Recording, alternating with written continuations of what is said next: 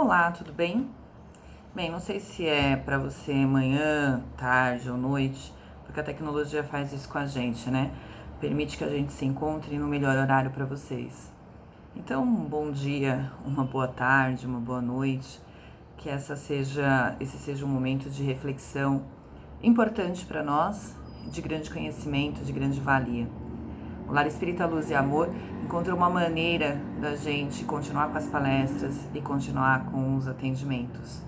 Embora a casa esteja fechada por tempo indeterminado por conta do Covid, isso é uma maneira da gente não só se cuidar, mas de grande respeito para com todo o público que a gente tem, os nossos trabalhadores, para os frequentadores da casa, para todo mundo que de alguma forma está ligado ao lar, se manter em casa, se manter protegido neste momento e a gente continuar com as atividades.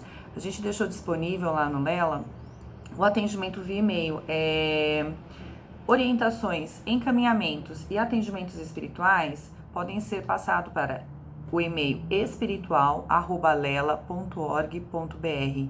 Ou você entra lá no site, tem o chat, coloca lá qual é a sua necessidade, o que você está precisando e o pessoal da equipe espiritual vai estar tentando auxiliar nesse período tão difícil para todo mundo, mas que é necessário manter o distanciamento. E embora haja o distanciamento, estamos aqui para mais uma palestra nessa semana. Todas as sextas-feiras, às 20 horas, a gente tem uma palestra semanal. Essa semana sou eu. Então vamos conversar um pouquinho. O tema que me foi proposto foi indulgência. E como é difícil, hein? Difícil porque eu acredito que todos os temas que são dados a um palestrante nos permite estudar esse tema e encontrar em nós as nossas dificuldades. A doutrina espírita, ela faz essa proposta, a proposta que a gente se modifique, que a gente observe a nós mesmos e faça grandes mudanças.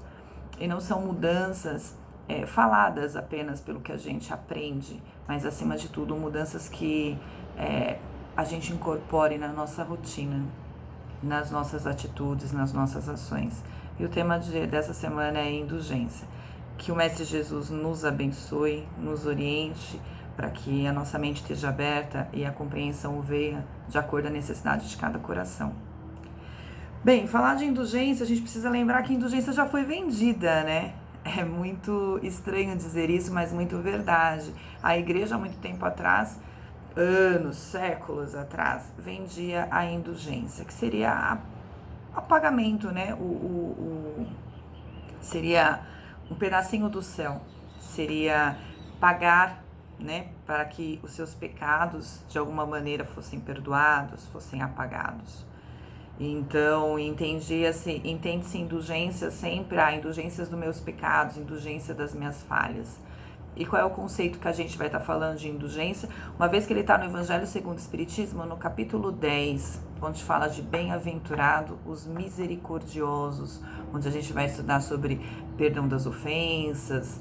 Então, sempre como eu digo nas palestras, a minha obrigação é sempre deixar todo mundo bem curioso para ir atrás de estudo, para ir atrás de conhecimento e nesse conhecimento ter ferramentas necessárias para o autoconhecimento e para as grandes mudanças que a doutrina nos propõe.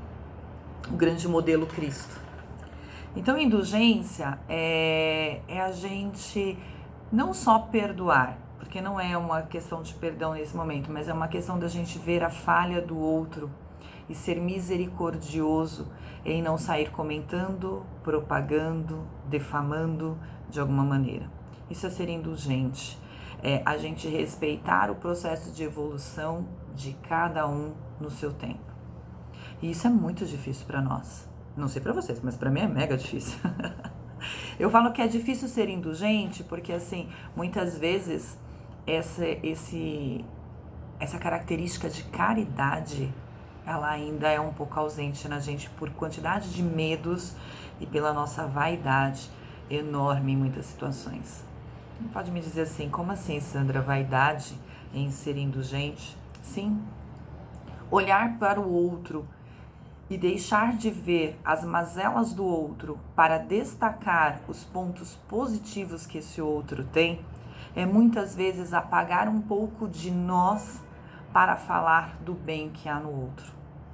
A nossa sociedade, a maneira como nós fomos educados, ou a maneira como nós vivemos erroneamente, ela sempre está assim, apontando a falha do outro para que a gente enalteça o que há de melhor em nós. Observe as nossas conversas. Quando nós falamos da maneira que a outra pessoa está se vestindo, da maneira como a outra pessoa cria o seu filho, da maneira que o relacionamento dos outros, a amizade dos outros, no fundo, a nuance da frase final é mais ou menos assim: olha como eu sou boa comparado a essa pessoa. A gente em algum momento tenta, diminuindo o outro, mostrar o quanto nós somos bons. Que erro ainda nosso. Porque quando os papéis se invertem, tudo que a gente quer é que a pessoa nem note que a gente errou. E aí fica se trabalhando tempos e tempos em cima desse comportamento do outro, para enaltecer. É difícil uma mulher olhar para uma outra mulher e falar: nossa, que mulher bonita, mas se eu falo isso perto do meu marido, pode ser que ele ache ela mais bonita do que eu, e aí não me queira mais. Olha que infantilidade a nossa. Quando a gente destaca o que há de bom no outro, nossa, mas como essa pessoa tem uma casa arrumada, como essa pessoa é organizada, como essa pessoa, quando a gente destaca o melhor do outro, que nos inspira, que deveria ser o motivo de nossa inspiração, a gente às vezes fica procurando, não deve ser perfeito. A gente tem esse hábito, aquela pessoa tem que ter um defeito. Já viu aquelas pessoas que quando olham revistas de gente famosa falam assim: nossa, é tão bonita, deve ter mau hálito. Olha que maldade. Por quê? Porque na nossa cabeça ainda é impossível a gente ver uma pessoa e só destacar a qualidade. Não, ela deve ter algum defeito. Porque no fundo eu tô gritando: eu tenho um defeito também. Não pode ser que existam pessoas sem defeito. Se eu tenho, então a gente fica procurando isso. E o ato da indulgência é trabalhar exatamente isso. É a gente olhar e falar assim: peraí, o que há de melhor? É a gente ver que sobre perfeição nós não temos condições de julgar. E muitas vezes a gente coloca nessa posição, que somos capazes de julgar o outro, que somos capazes de falar do outro as nossas verdades. Então, muitas vezes a gente pretende lavar a alma no outro, colocando toda a força da nossa expressão e da nossa verdade. E isso também é bem complicado. Eu sempre brinco nas palestras que com amor e um sorriso a gente é capaz de falar qualquer coisa. Mas é impressionante como no momento que a gente quer ressaltar o erro do outro, seja numa discussão em casa, seja numa contenda no trabalho, a gente coloca isso numa força extraordinário, num rigor extraordinário, que não é construtivo. Ninguém está dizendo aqui que a gente deve olhar uma falha e deixar ela passar, fazer de conta que está certo. Não é viver com o erro, aceitando as coisas erradas, mas é como nós nos manifestamos quando a gente vê uma coisa errada. É como nós damos esperança para uma pessoa quando alguma coisa está errada. E é fácil, porque se a gente fizer o exercício da empatia, a gente vai perceber isso nitidamente. Quer ver? Quando a gente faz algo que está errado, quando a gente precisa pedir desculpa, quando a gente se arrepende de alguma coisa que a gente falou demais, sabe aquele dia que você passou da conta e você disse coisas que você não deveria ter dito, que você poderia ter ficado quieto? E que por um momento você pensa assim: tomara que ninguém tenha notado que eu passei um pouquinho dos limites. Tomara que ninguém tenha notado que, poxa vida, acho que não foi legal o que eu fiz. Eu já reconheci. Já há um martírio interno, porque a gente às vezes trata o outro com muito rigor e pouco rigor com a gente. Mas tem hora que nós somos rigorosos conosco, sim. Nossa, se eu pudesse voltar no tempo, eu não teria falado aquelas coisas, eu não teria feito isso. E aí você vira manchete o resto do ano, porque as pessoas vão ficar jogando na sua cara de que você não fez o melhor. E você já sabe disso. Agora, quem vai te encorajar com a misericórdia divina, dizendo: ok, tá certo, você passou dos limites, mas a gente pode fazer diferente. Talvez esse seja o nosso trabalho enquanto espíritas, tentar fazer diferente. Sermos um para os outros indulgentes. Sermos um para os outros mais lado a lado, mais parceiros, não da falha, mas da construção de atitudes melhores.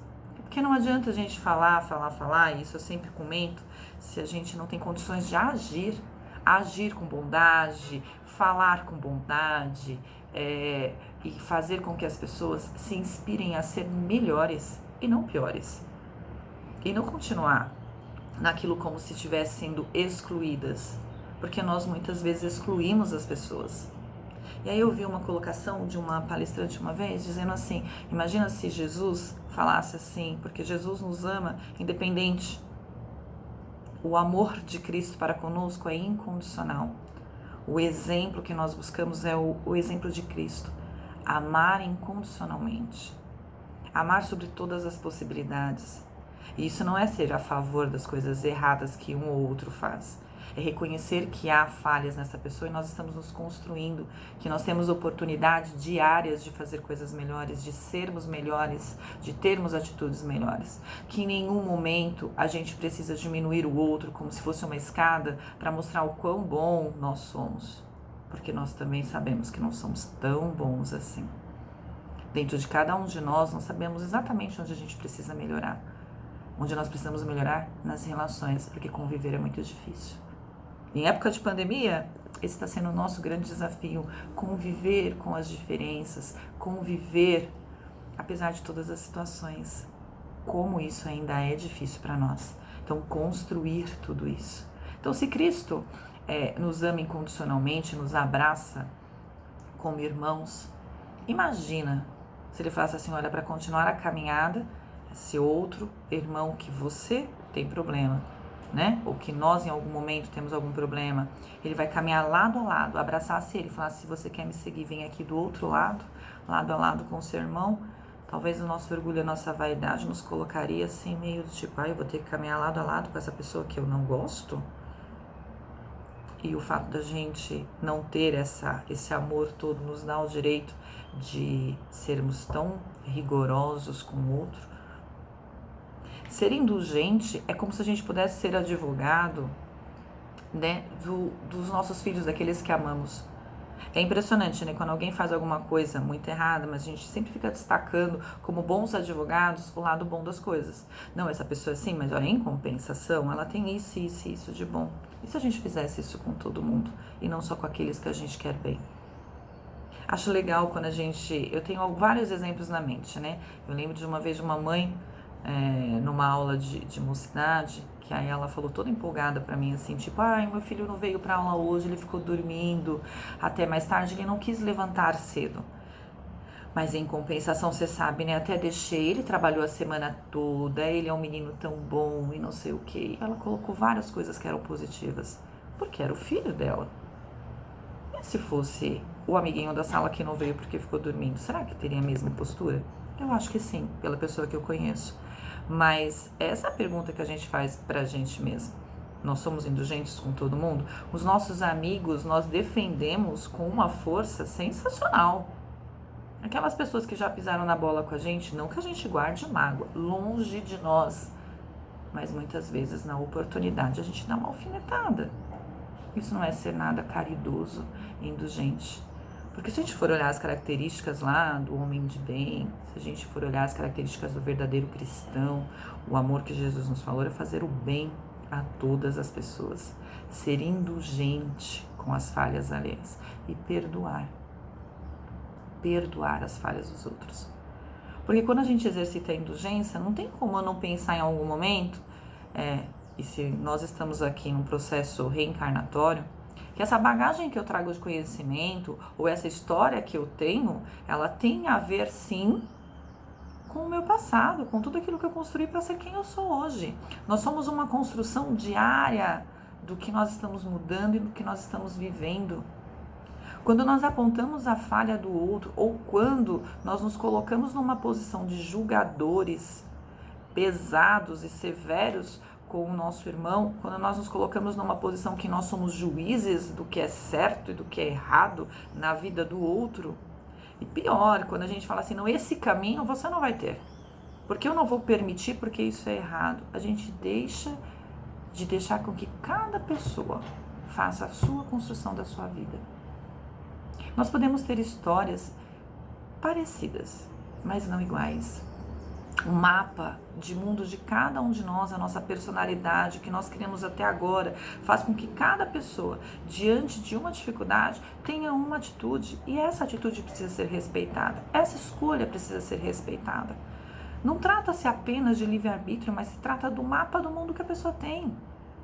O julgamento severo sobre o certo ou errado não nos dá, em nenhum momento, as circunstâncias que aquilo foi gerado. Por que a pessoa fez aquilo? Quando nós julgamos alguma coisa, nós não temos a menor ideia daquela história, do sentimento, da circunstância que a pessoa estava passando. Nós estamos fazendo um julgamento dentro da nossa história, da nossa circunstância, daquilo que nós temos de mapa de mundo, daquilo que nós temos de conhecimento, e não da outra pessoa. Então isso é muito pesado, é muito duro. Eu posso reconhecer que está errado? Sim, está errado. Não estou dizendo aqui, abata a palma para tudo que você veja errado, ou simplesmente a partir de hoje só veja coisa boa. Parece poliana, né? O mundo é lindo, as pessoas são lindas, não há maldade, não há isso. Não estamos falando disso. Nós estamos falando sim que existe o bem e existe o bem, que é a ausência do... o que nós chamamos de mal é a ausência do bem, é a ignorância em algum momento, em algum estágio. Então, peraí, se existe tudo isso, eu não preciso ignorar, mas eu também não preciso propagar o que há de ruim, porque quanto mais a gente fala do que está ruim, só aumenta. Quanto mais a gente coloca evidência sobre o escuro, mais as pessoas vão dar foco e trabalhar sobre aquilo que é escuro nelas. A gente precisa dar luz ao que é bom, ao que é amor. A gente precisa valorizar as coisas boas que as pessoas têm. Sabe, quando você faz... Eu brinco bastante nas palestras dizendo que quando a gente faz um bolo, leva para uma amiga que ela amiga fala, nossa, que bolo delicioso. A gente só quer fazer aquele bolo para todo mundo dizer que é delicioso. Porque se alguém falar assim, nossa, isso aqui ficou horrível, hein? Nossa, não faz mais isso não, você não faz mesmo. Ou você fica ali tentando até um dia de você acertar. Então vamos evidenciar o que é bom. Vamos aproveitar o que tem de bom nas pessoas. Vamos olhar o lado bom das pessoas. Antes da gente simplesmente trabalhar num processo tão triste, que às vezes é simplesmente isolar, porque é diferente de nós. A indulgência é importante porque em todo momento nós vamos precisar de uma também.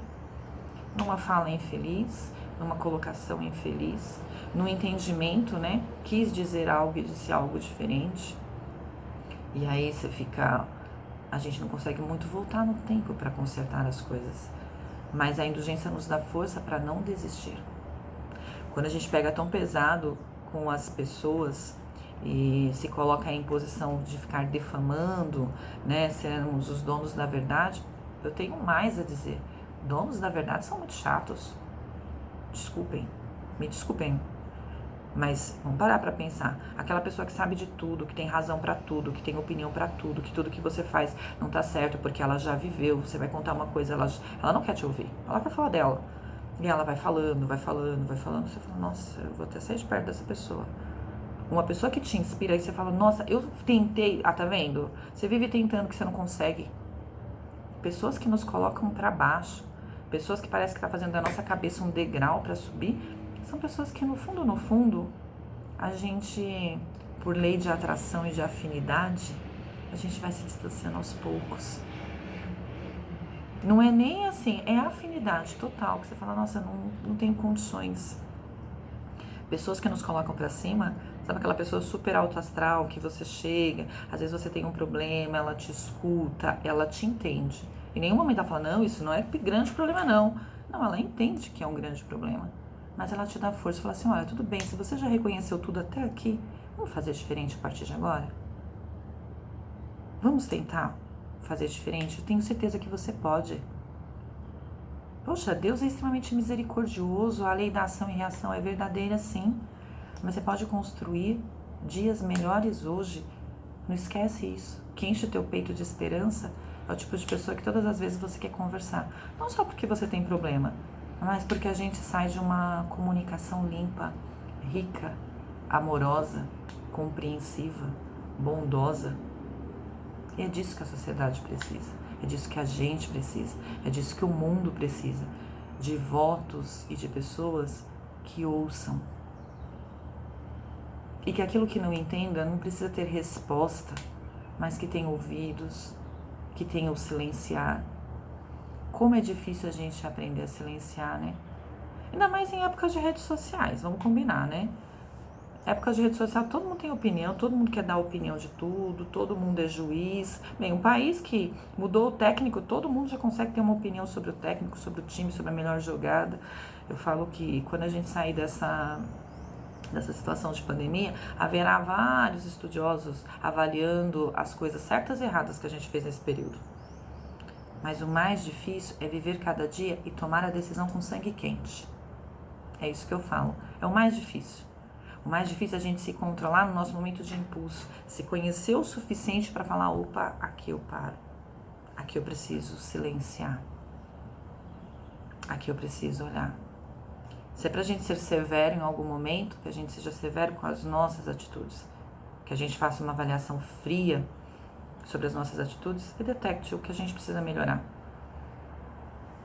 Com relação ao outro, a gente tem que ter um pouquinho mais de amor. Porque quando troca as posições, você fala, nossa,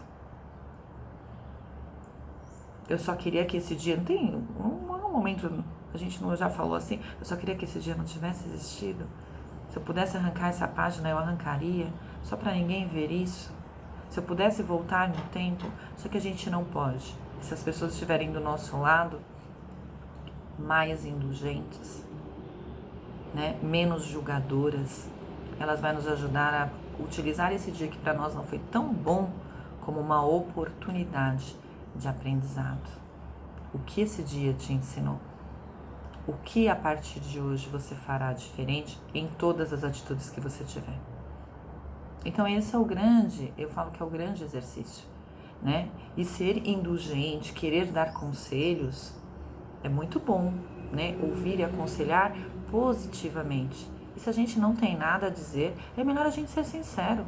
Não tenho nada a dizer, mas eu tô aqui para te ouvir, tô aqui para te apoiar. As decisões são difíceis e seguir. Eu acho que é um caminho, né? A gente olhar isso. Porque o próprio Evangelho diz, né? Quando Jesus fala sobre o argueiro, né? Você é capaz de ver, vamos traduzir em miúdos, né? Filho, você fica vendo o cisquinho que tem no olho do seu irmão e não vê essa árvore que tá no seu. Você tá ali parado no tempo, falando do cisquinho do olho do seu irmão com tanto rigor e não é capaz de olhar isso tudo aí que tá te deixando cego nas suas vaidades. Então, antes da gente falar, vamos olhar pra gente, olhar para as nossas atitudes, olhar para o nosso momento, para o que a gente está vivendo. Eu vou concluir lembrando de uma fala de uma mulher que procurou um mestre, ela que levou o filho dela para um mestre pedindo para que ele aconselhasse o filho dela a não comer açúcar, fazia mal para ele. Você conversa com meu filho, dá um conselho para ele não comer açúcar. E aí esse mestre fala assim, você pode voltar daqui 15 dias? Que aí eu falo com ele. A mulher vai embora, volta depois de 15 dias com o filho, leva o filho para ele e fala assim, ó, tá aqui o meu filho, o senhor pode falar? Ele fala assim, volta daqui 15 dias, que daqui 15 dias eu falo com ele. A mulher vai embora, volta dentro de 15 dias e o mestre conversa com o filho dela e dá um conselho para ele parar de comer açúcar, enfim. E aí a mulher depois disso vai conversar com ele e fala assim, mas o senhor não podia ter feito isso 30 dias atrás? E eu me reconheço muito e acho que nós nos reconhecemos muito, porque quando a gente quer uma coisa, a gente quer uma coisa agora, não é daqui a pouco, não é já, é já. Mas por que o senhor não falou com meu filho há 30 dias atrás?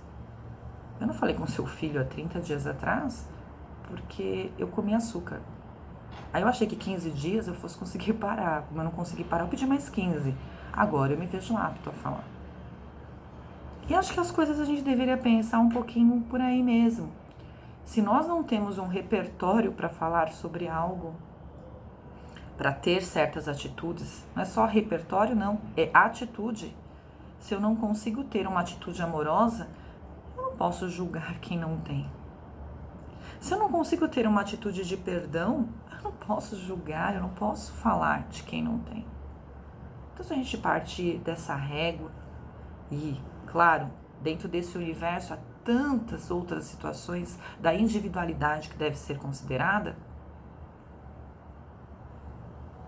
acho que a gente não tem essa condição moral de ficar destruindo sonhos e sendo tão pesados em alguns momentos. Pontuar, e eu vou dar também aqui para a gente fechar o exemplo de Jesus, né? Quando levaram a mulher adúltera para Jesus, e que Jesus pediu que atirasse a primeira pedra, quem ali nunca tinha pecado, e todos se retiraram, é que ele chamou exatamente a consciência. O julgamento daquela mulher em praça pública, o julgamento, o apedrejamento daquela mulher por aqueles homens, é assim, todos nós estamos tão limpos que podemos ser tão duros com alguém assim? Todos foram embora. E eu vou um pouquinho além. Jesus tinha condições morais de falar várias coisas daquela mulher. E ele pergunta aonde estão as pessoas que deveriam, né, que estavam ali para julgá-las. E ela diz que eles foram embora. E Jesus fala assim, bem, eu também não vou te julgar, não é? Ele fala assim, vá e não peques mais. Esse é um exemplo de amor tão grande dentro do processo de indulgência, porque ele não ficou ali fazendo os questionamentos minuciosos que nós muitas vezes ficamos na vida alheia. Com quem foi, por que foi, onde estava, quais são os nomes, por que disso. Nenhum momento ele fez questionamentos. Ele só deu a direção, ele só deu a oportunidade a ela de fazer diferente a partir dali. Ele deu a ela todas as condições de seguir, sem ter que colocar o dedo dentro da ferida que com certeza ela carregava, que nós desconhecemos. E nós, como somos? Será que somos tão caridosos perante a ferida do outro? Que sejamos. Que todos os dias a gente possa construir e repensar no nosso falar, no nosso sentir, no nosso agir, o Evangelho de Cristo. Porque Jesus é que é o nosso modelo, nosso mestre e nosso guia. Que essa seja uma semana iluminada, maravilhosa, que Deus adentre o seu lar, enchendo ele de muita luz, de muito amor, de muita sabedoria, dissipando qualquer treva, trazendo ali toda a energia do bem, toda a energia curadora para o coração, para a calma, para a felicidade. Que seja uma semana de bênção para todos nós. Um beijo, eu tô morrendo de saudade. Essa é uma maneira de a gente matar a saudade um pouco, mas em breve, eu espero que muito em breve, a gente esteja se vendo lá no Salão João de Deus, numa palestra. Grande abraço.